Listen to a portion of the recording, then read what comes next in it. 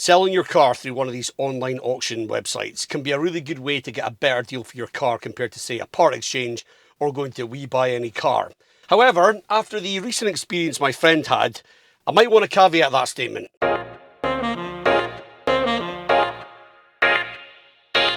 Now, if you've been following my channel, you might have seen some of the videos I've made about buying and selling used cars and the experiences I've had with this. It's something I'm quite passionate about, and the pitfalls of doing so, like for example dealing with scammers. But one of the videos I did was about selling my BMW F33 series through one of these online auctions called Motorway, and it was actually a really good, simple and slick process. Couldn't actually believe how easy it was, and I got the money for it that I was offered initially. So I did have to take a lot of pictures and give them a ton of evidence to make sure that my offer was valid, but they did come up and pick up the car and I got what I wanted for it. So it actually was a really good experience. I was in fact so excited about it that not only did I tell you guys about it, but I told a few friends about it, and particularly one friend who I knew was looking to sell her ticking time bomb of a Jaguar E-Pace.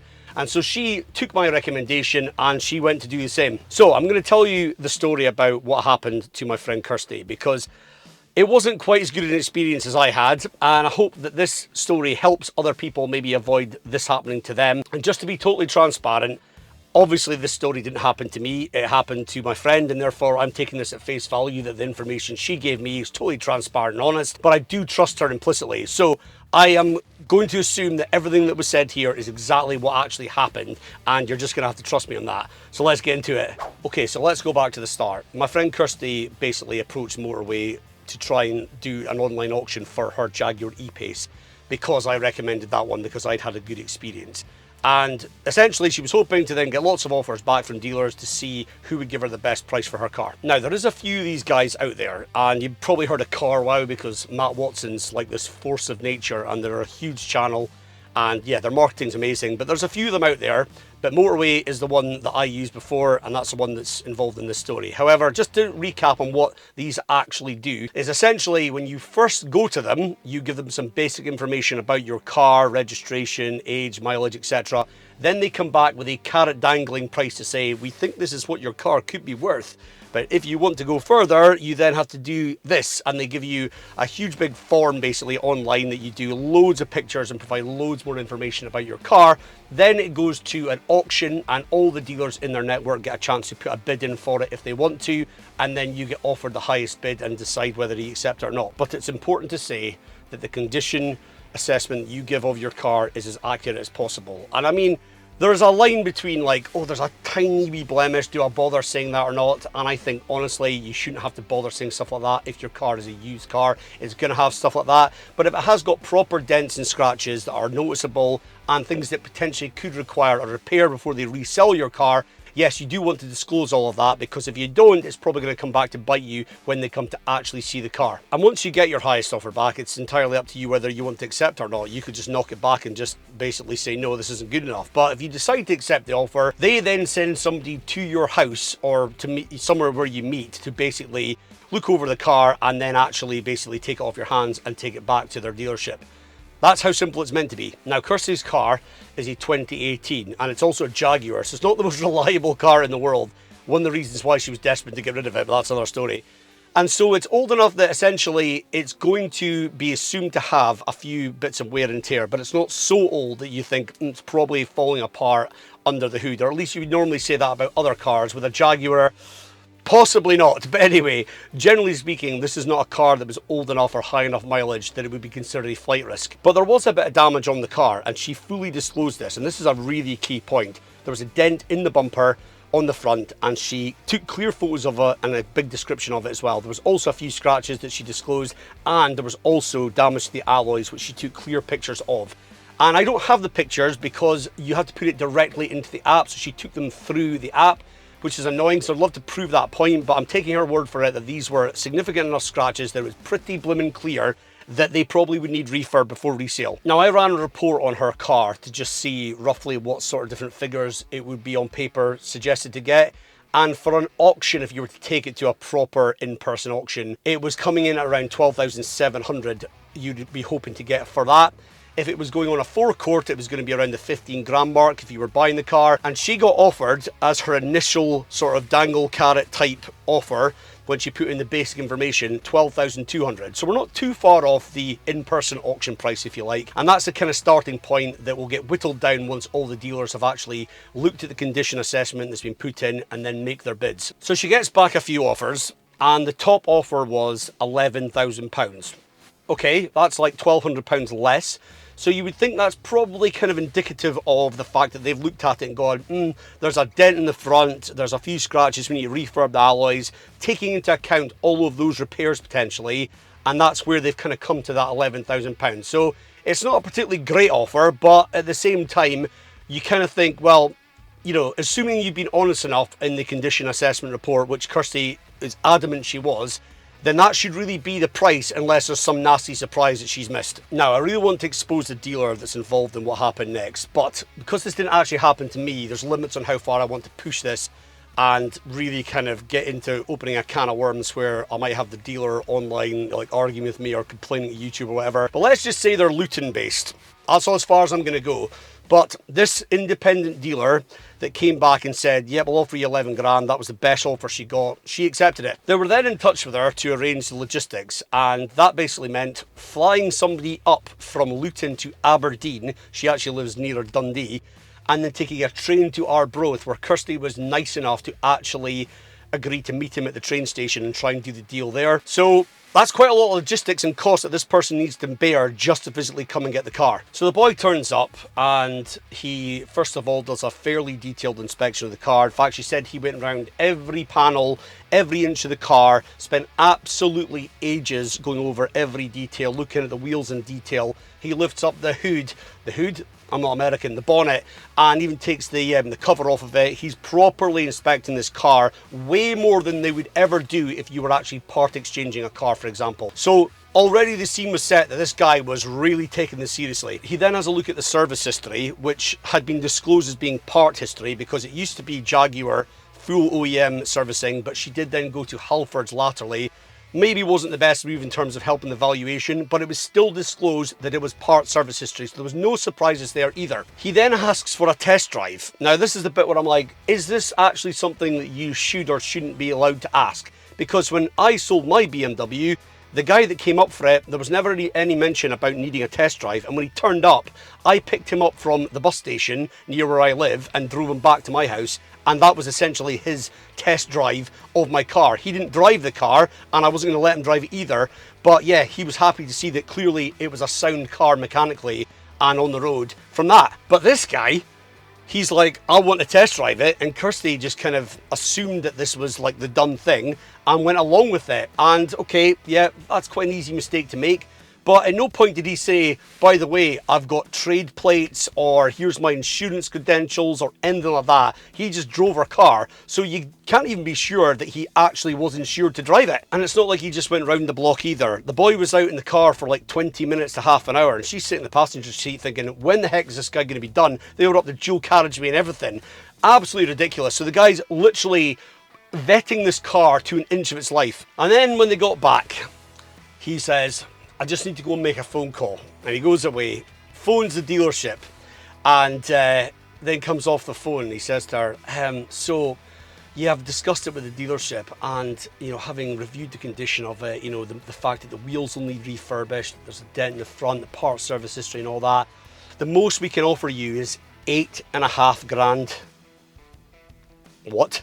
Kirsty, then not happy about this, as you would expect, then basically said, aye, goodeen, as we would say up here, and basically was having none of it. And quickly the boy was like, oh crap, she's not going for it.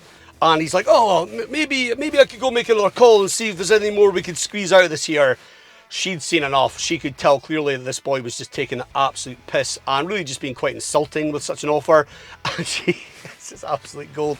She takes his bag that he'd brought up with him out of the back seat, chucks it on the curb, tells him to do one, and then basically just drives off and leaves him there. So unless he had other cars to go and vet at the same time, you can assume he basically turned around, put his tail between his legs, got back on the train and flew back to blimmin' Luton. And yeah, he even moaned about the fact that it cost him nearly 200 quid to get up there. Oh, cry me a river, mate. Maybe you should have made a fair offer for the car, or just honoured the offer that was already there based on the information she'd provided. But no, he wanted to try and chance his arm, and it did not pay off. So I've got a few things to say about this. First of all, that, well, my friend's obviously an absolute bloody legend for standing her ground and not taking that crap. But the first point I'm thinking about is, what do you think the chances are that that would have panned out that way if she'd had a Y chromosome? I'm willing to bet probably within a 70% chance that if she'd been a guy, that would have not panned out that way. And he probably just thought, do you know what? It's a girl. She probably doesn't know much about cars. She's maybe a pushover, and I'll just basically chance my arm and hope she goes for it, and then we'll work back from there. Big mistake. Have you ever been in a car dealership with your partner who's a girl, and she's been the one looking to buy a car, and then when you spoke to the sales rep, all he's done is divert his eyes and everything he's saying towards you, the guy? Yeah, many times. Sadly, sexism is still massively rife in the car industry and many other industries, and it sucks, but I'm not really sure it'll ever change. I mean, you even get adverts from dealers going, only had one lady driver and stuff like that, which is just absolutely shocking that they come out with stuff like that. But that is just the way it is, in this perception that women don't know anything about cars and they drive differently and all that. And I just think some guys just probably assume that girls are much easier and bigger suckers. And in this case, it didn't pay off. And even if when she did the condition report before the bidders put their bids in, even if she'd missed out one big key scratch, okay, he goes, right, I'll knock it 300 quid off the offer to deal with that extra scratch. Okay, you struggle to maybe argue that, but 2.5 grand? Who is this guy? And the fact is, even at that, everything he was trying to justify knocking the price down for were things that she'd clearly disclosed already. Now, the best part is though, when I sold my BMW to Motorways, it was using a car supermarket, and it was one of the bigger ones in the country. So it was like quite an established one that was like, okay, they're big enough that I really recognise the name and the brand. But the dealership involved here was a very small independent in Luton. And when they were discussing the logistics, it was all sold as there's somebody who's from the dealership coming up to get the car. But once the guy actually got there, he wasn't from the dealership. He was a consultant for the dealership. So that tells you something, doesn't it? So my guess is that this is basically like a freelancer or somebody who's not on a salary to the dealership, and therefore he's kind of almost like commission here. It's like, you get the most out of the deal if you can, and your cut will be this. So as much as I've had a good experience myself in Motorways, and I'm sure other people have, I'm not saying that you can't get good deals out of these online auction companies, but there's definitely a few lessons to be taken away from this experience that I thought were worth sharing. And the first one is that you can't assume that the deal that you've been offered by the top bid, even if you've disclosed all the right information about the car, is actually going to be upheld. But is there any accountability for these car dealerships through the likes of Motorways? Like, what's their supplier approval process to actually be on their network? And who ultimately takes the blame for having dealt with dealers like that? Because, you know, Motorway are selling it as conditional offer is this based on the information you provided. And so unless they can justify that there's other things that you didn't disclose that can knock the price down, which this dealer clearly couldn't do, I say dealer, this freelance shark that came up to see her, if you can't justify some of the reason to knock the price down, then the offer you made is complete bogus nonsense. And so outside the fact that, you know, financially it's not what you were promised, they're just wasting your time. You know, she's going to a train station to meet this guy. He's actually made the effort to go all the way up to Arbroath from Luton to meet her, and walked away with nothing because he was such an absolute donut. But Kirsty did follow up with Motorway, firstly to complain about the experience with that dealer and also to relist her car. And they wouldn't relist it initially because they had to go back to the dealer and do a cancellation form and figure out why the deal went bad. So they did that, and then all of a sudden it was all closed off and she was free to relist her car. So even her complaining didn't lead to Motorway really challenging the dealership, kind of going, hang on a minute guys, you offered 11 grand and what reason have you got to have not upheld that offer? So clearly Motorway don't really care, I'm guessing, that the dealers don't actually hold up their end of the bargain. They just want you to essentially sell the car, they take their cut and move on. That's my guess out of all this. I can't prove one way or the other that there's a blacklisting process that comes off the back of this, but let's assume that they're not blacklisted, and so if that's the case, then that dealership could go on and take the absolute piss out of the next client as well. But these auction houses can work for you, and I've got proof of that. So as long as you uphold your end of the bargain by being honest about the condition of your car, there's no reason why they should not be upholding their end of the bargain. And if they don't, they're cowboys. As I say, you can get good experiences with these online auctions and get what you were offered. But there's possibly also ways you can try and avoid bad experiences happening as well. So I want to try and share a couple of those with you. Firstly, what kind of dealership are you selling to? You know, if they're like a big franchise dealer, I wouldn't be expecting too many of them to be involved in this sort of process, but bigger established names and brands and companies that have maybe lots of branches and have lots of good reviews, have a long history and all that sort of stuff, that might give you a bit of peace of mind that they are probably a legitimate dealer that's not going to absolutely fleece you. But if you're dealing with a really wee independent who's got a wee picture of a garage, he's got a couple of cars he sells and he's wanting to buy your car, maybe be concerned with that. Also, manage their expectations before they come up. So you could say clearly, look guys, this is the price, and unless you can find things wrong with my car that I think are out with what I've disclosed, that's the price. So do not come up here and look to try and knock me down because I won't be having it. Just let them know that so that they are prepared to come up and the deal is the deal. If they get a sniff that they think that you're able to be knocked down before they come, that's the strategy they're probably going to go with. So lay out your stall and make it very clear that that's where you stand. And there's a few other questions you might want to ask as well, like what is the extent of the inspection you're going to do when you come up here? You know, because when I sold my BMW, the guy just came up, was basically there to collect it. He basically has a quick look around the car. Yeah, it looks fine, ticks a couple of boxes, phones the dealer, transfers the funds and drives off with it. If they're saying, oh, we're coming up to do a really detailed inspection, take out for a test drive and all that sort of stuff, then one, there is more of a risk that they might find something that you could have missed, and that's a reason they'll negotiate. But also, it's just kind of giving the impression that all the hoops you jumped through before with motorways isn't really worth anything, and they are looking for ways to knock the price down. Ask questions about, you know, whether they need a test drive and how that would actually pan out. Do they have insurance? What ways do they go about that? You'll get clues about how legitimate they are and the way they work from that alone. And if it sounds a bit dodgy, maybe pass on it. And if you do want a really bad deal on your car, go to We Buy Any Car. Unless you've got a really great car, they are going to find every way possible to try and knock the price down on it, because that's how they make their money. So this guy, basically the same thing, you know, that is exactly what they're trying to do. So unless you're super desperate, which is what they're preying on, is that you're desperate to sell your car and you need rid of it as quick as possible, unless you're in that position and you absolutely need to get rid of it very quickly, walk away. This sort of stuff just really annoys me though. It's like, you use this kind of service because you're trying to bypass all these piss takers and scammers and folk that are out there to just milk everything they can off of you.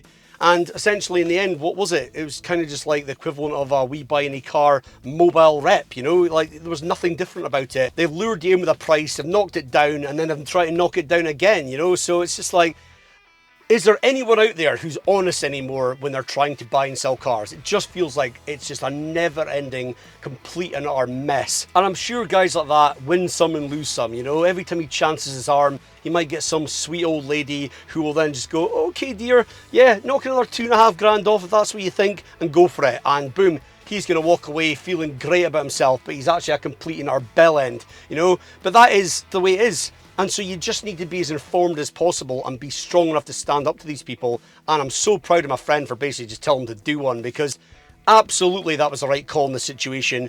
Even if he'd gone, oh, actually, I've changed my mind. How about I give you exactly what we offered? No, do you know what? Go away. Somebody else will buy your car for that price that you offered, because there is other people out there that hopefully are more honest than that. But there are a lot of factors here that probably contributed to that situation. And I hate to say it, but the fact that she was a woman is probably one of them, sadly, you know, but it really is just so frustrating that there are people out there like that that take advantage of folk and are just greedy. And to think this boy actually was offering almost half the price that it would actually go on a forecourt and retail for afterwards is really quite something.